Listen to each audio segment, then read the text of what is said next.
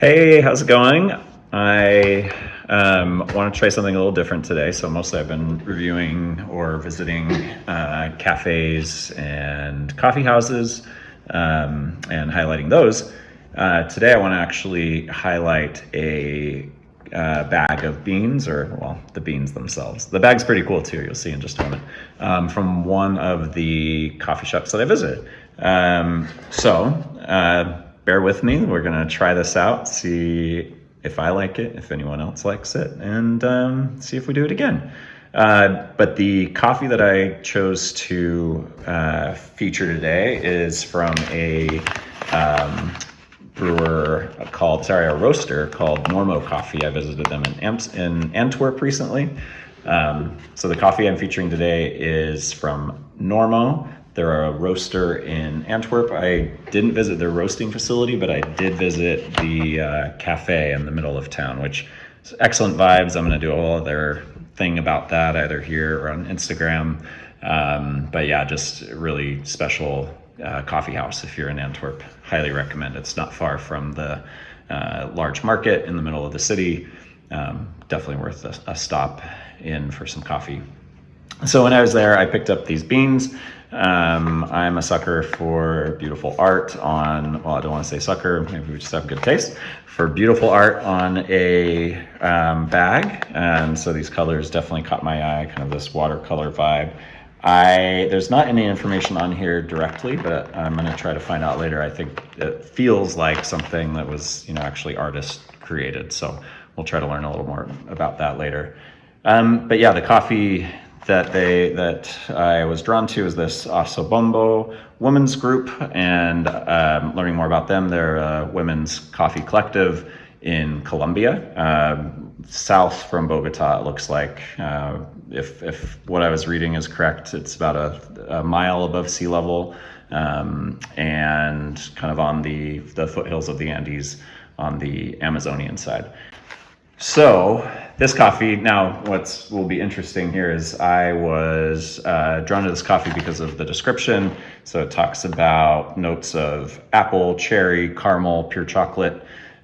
So these are all things that I love in a cup of coffee. My coffee setup here at the moment is primarily espresso.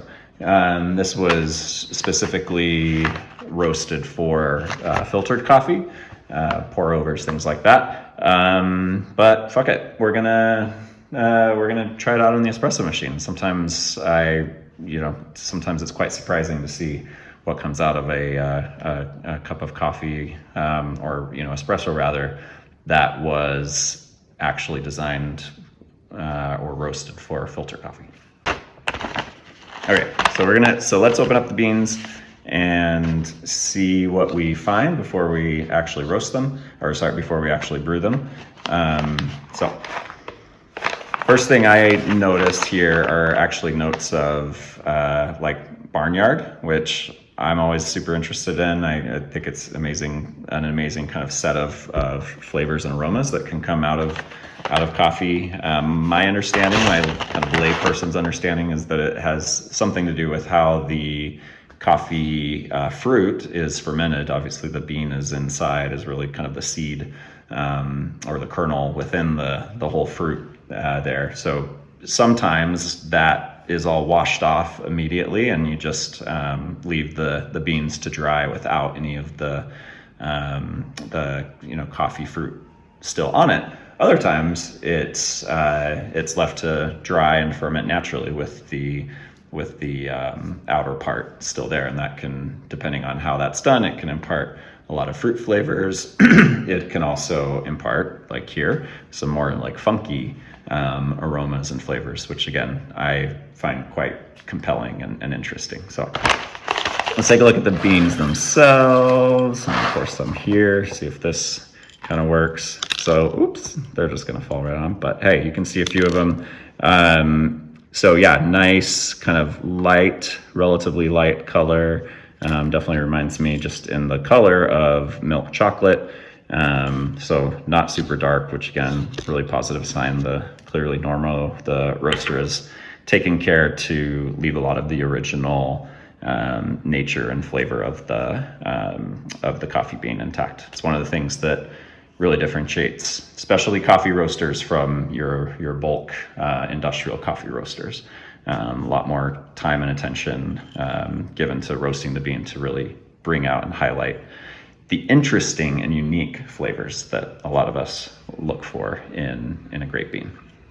So again, this is going to be a little bit of an experiment. These beans were not meant for espresso, so maybe tomorrow or another time we'll kind of try them out in a filter, or I've been using an AeroPress here at home, so we may do that. But yeah, I just want to see what happens when we do it in the espresso machine.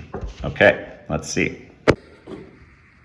Okay, so over to our roasting setup here. So I'm working off of a Sage home, sorry, did I say roasting setup?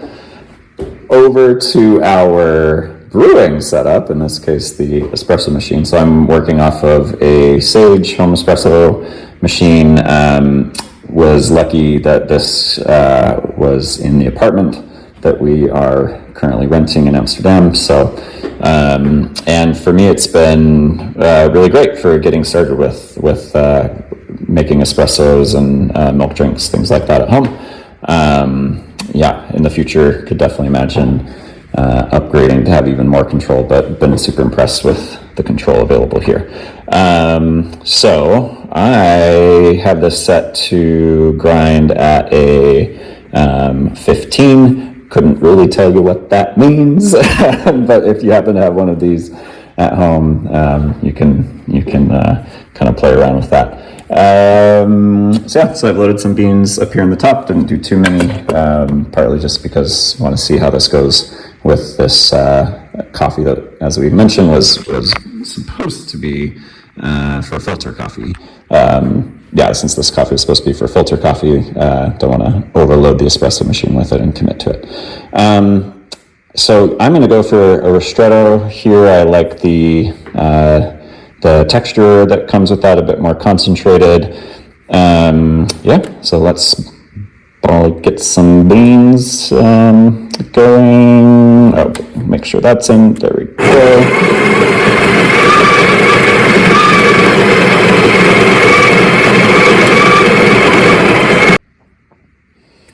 Okay, so I saved you the grinding piece at least a little bit. So yeah, we'll tamp it down here. This machine has an automatic kind of leveler that when you tamp down, and also checks to see if you have enough, too much of the ground coffee in there. So here's what this is kind of looking like. Not bad. You can still see that nice sort of nut brown color, not too dark. So excited to see what this produces. And voila. The other thing, especially for when we're tasting like this, I actually prefer a clear glass, so we'll be able to really see the color and get a little more visually out of the espresso. Obviously, the risk there is that the coffee will get, or the espresso will get cold upon contact with glass. So I put some hot water in here, actually boiling water right out of the tap, which was incredible. So we'll pour this out. Voila. And back over, and let's have a little espresso.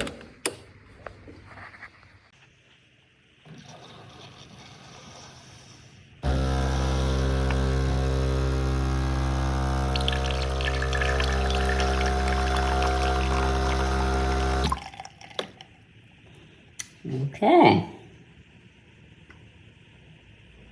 Coming back over to talk about the espresso now.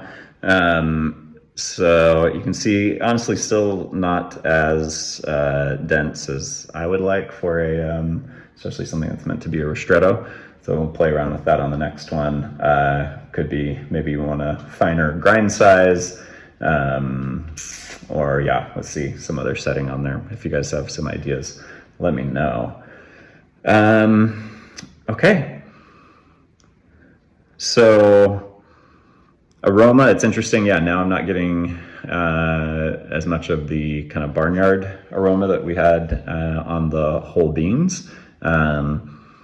I feel for me, more of the cherry and fruit aromas are starting to come through. Color, again, nice dark, but definitely not nearly as dark as you would expect maybe from a typical espresso, but completely opaque, so that's good. It's not like we're getting a translucent coffee here. And yeah, I'm interested. I do wonder if it's kind of, maybe it's the hot, the steam really coming out, the boiling water, may have lost some of the nuance. So when we kind of make it as a filter coffee, I'll be interested to see if more of that comes back. So we'll do that at a lower temperature, not right at boiling.